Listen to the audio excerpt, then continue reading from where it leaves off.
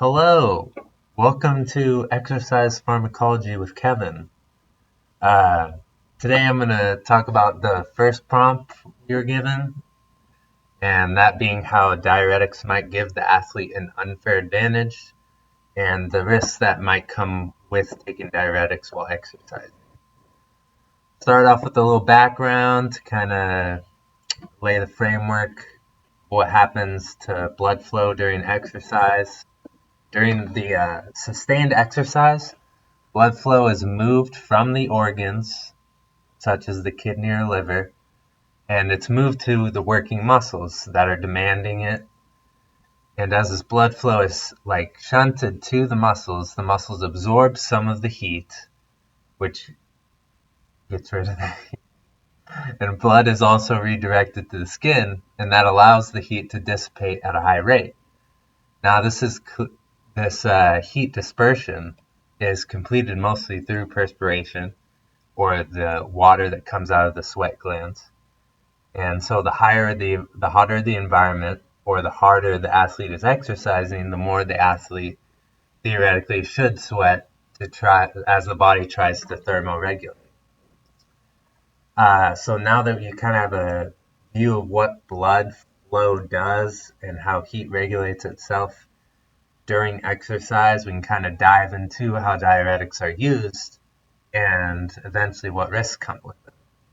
So the main reason an athlete might use a diuretic is to either drop weight quickly or to mask other illegal drugs.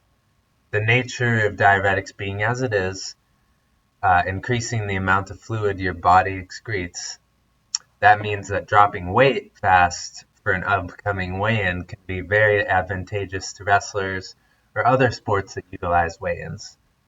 As for the other reason an athlete may want to use a diuretic is, again, it's that uh, by increasing their urine volume, the athlete can dilute whatever amount of a doping agent is left in their system.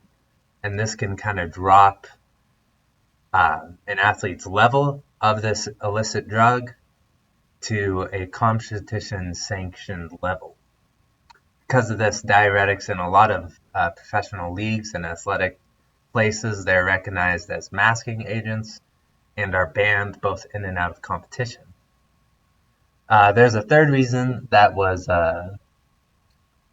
put out there, and it's that flow-limited diuretics with short half-lives could have an enhanced effect on the body's ability to move blood from the kidney and liver to skeletal muscles during exercise, but athletes rarely use this as a purpose for taking diuretics because that is extremely dangerous, and that allows me to go into the risks of taking diuretics while for performance-based means. And I say it's that taking diuretics while exercising is dangerous because diuretics can have many negative effects on exercise performance and general health when taken before or during exercise.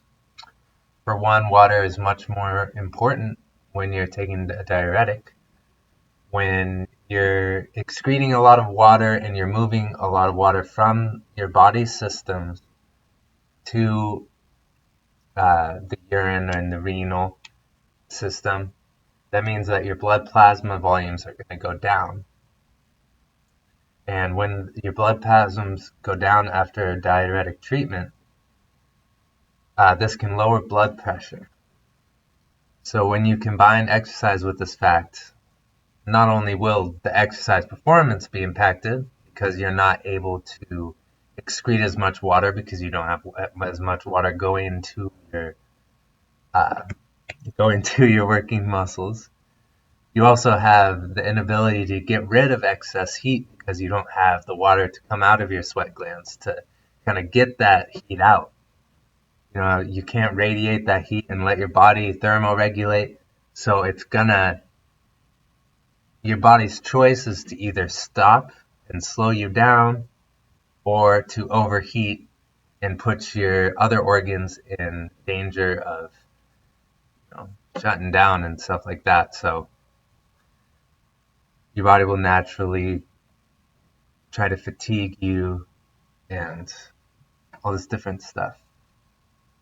So the other main concern when taking diuretics is electrolyte loss.